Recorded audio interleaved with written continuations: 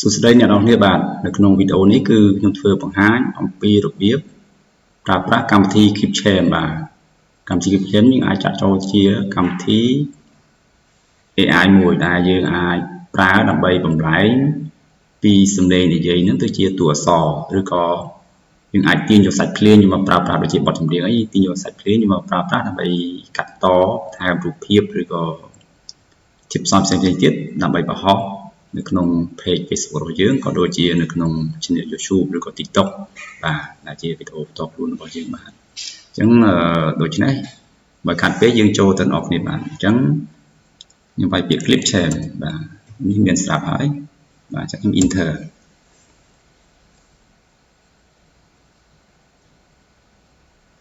បាទខ្ញុំសូមបញ្ជាក់ថាកម្មវិធី Clipchamp នេះគឺមានមុខងារ4-5 ទៀតក្នុងការប្រើប្រាស់ដូចជា fade in fade out ឬក៏ speed adjustment effects ហើយនិង filter បាទអញ្ចឹងខាងនេះមាន3យើងអាចជ្រើសយកមួយណាក៏បានដែរហើយកម្មវិធី Clipchamp នេះគឺ sign in ជាមួយនឹង email ដែលយើងបង្កើតចេញពី Microsoft Outlook បាទអញ្ចឹងជ្រើសយកខាងក្រោមចុះ create a video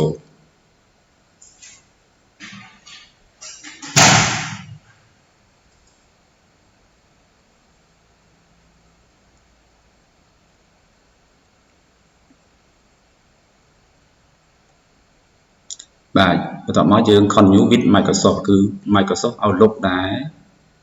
ខ្ញុំបង្កើត email តាមកម្មវិធីនឹងបាទអញ្ចឹងយើងជ្រើសវាទៅចុចលើវាដើម្បី continue បាទនេះគឺ email ដែលខ្ញុំបង្កើតចេញពី Microsoft Outlook បាទប៉ុន្តែមានដាក់ឈ្មោះខ្ញុំទេគឺដាក់ឈ្មោះបរទេសបាទអញ្ចឹងយើងបន្តចុចលើវាទៅដើម្បី sign in ចូល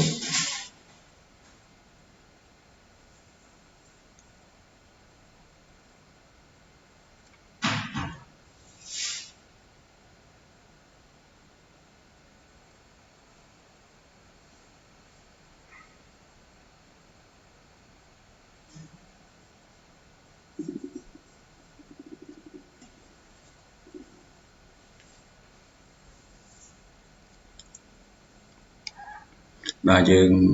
scroll ចុះក្រោមយើងជ្រើសយក create a new video បាទចុចលើវាហើយសញ្ញាបូកហ្នឹងដើម្បីយើង import media ចូល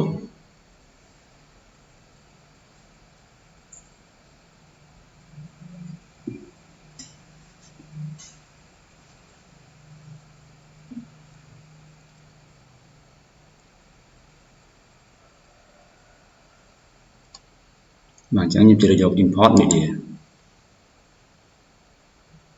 បាទឥឡូវខ្ញុំចង់ទាញយកសាច់ភ្លេងមកប្រើបទចម្រៀងមួយនេះសារវ៉ាន់ច័ន្ទពេញបរមីចុចលើវា open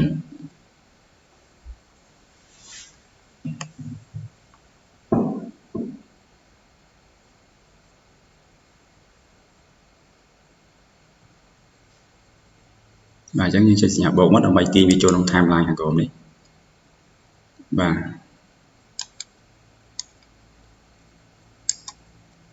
នេះគឺបទចម្រៀងបាទ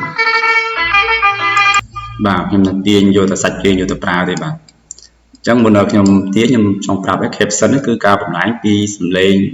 និយាយឬសំឡេងនិយាយទៅជាតួអក្សរបាទនេះគឺទាញយកសាច់ភ្លេងនេះគឺ fade in fade out បាទនេះគឺ filter បាទ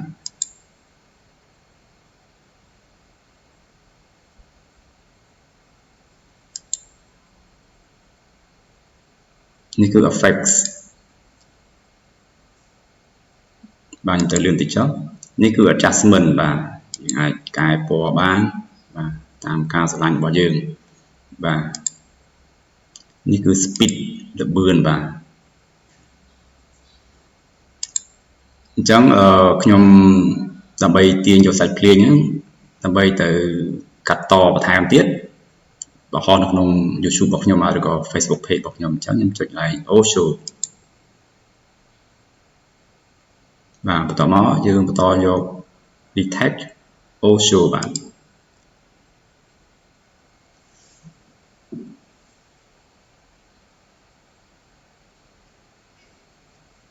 bạn này cũng download bảo môn này download và download bên nhà Osho download bạn anh chẳng dương trong tầm bờ viết dương bảo môn đăng ấy nhưng chỗ folder này mà và như này download vàនេះគឺសាច់ភ្លេងដែលខ្ញុំទាញចេញមិញគឺបទសារបានច័ន្ទពេញបរមីបាទមួយអញ្ចឹងមួយទៀតគឺយើងចង់បំលែងពីសម្លេងយើងនិយាយទៅពងនិយាយទៅជាតួអក្សរបាទអញ្ចឹងខ្ញុំសូមលុបបទចម្រៀងចោលសិន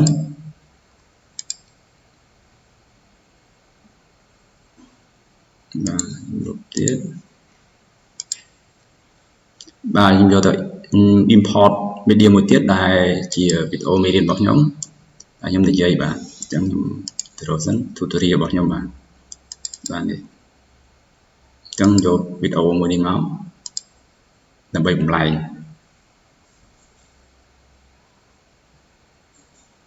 បាទទាញវាចូលក្នុង timeline ខាងក្រោមខ្ញុំទាញ playhead នេះដាក់ខាងលើបាទ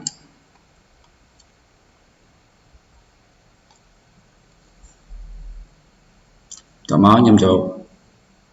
caption បាទយក try now ចឹងឡើយនេះយើងខ្មែរបាទ8 KA ខ្មែរ Cambodia នេះជារបស់ហើយចុចនេះមកយើង transcribe media បាទចុចមក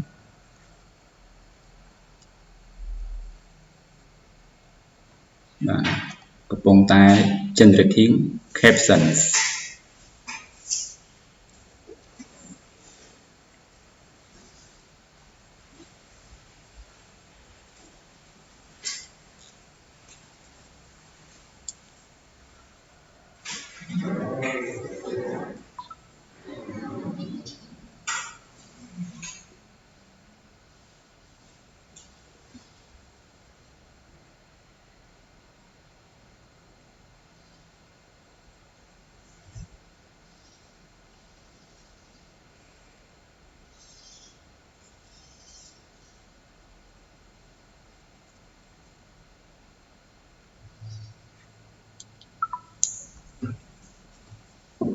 បានអក្សរ3នាទីទៀត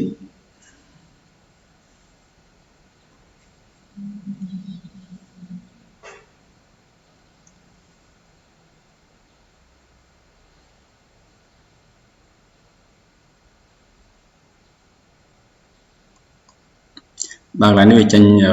frame វាតូចដោយសារមុននេះខ្ញុំ import media ហ្នឹងគឺប្រឈរបាទតាមពិតអានេះគឺជាវីដេអូរបស់ខ្ញុំធ្វើគឺផ្ដេកទេបាទ18កុដបាទហើយ720ណា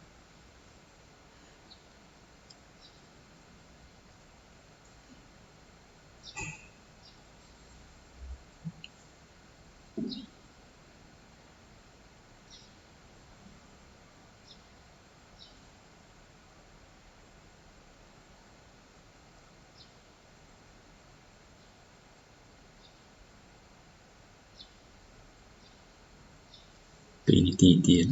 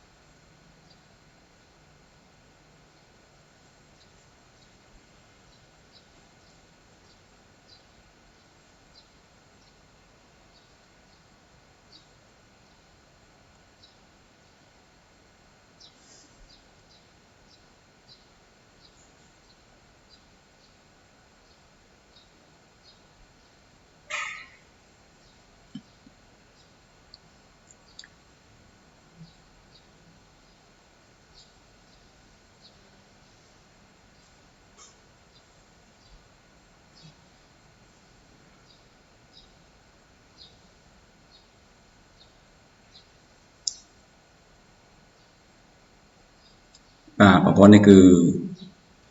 so ra nhầm giấy trên kia so này bà chẳng bơ sân địa khẩu ả ra rốt bà con lại cài bàn lên nâng bà chẳng nhưng mà cái không ai video nó dùng bể chẳng nhưng chạp đàm play mới nâng khơi nhà so rút lên đi hả bà so rút nó kháng trong video tamระยะcảm tiêu khăn ở trong computer bà được chứ nó dương cho từนี่คือบางคนเนี่ยซอนี่บางเนี่ยซอจังซอนี่บางคนไหนเตียนบ้านจองเตียนđãทางเลือก็บ้านเนี่ยbà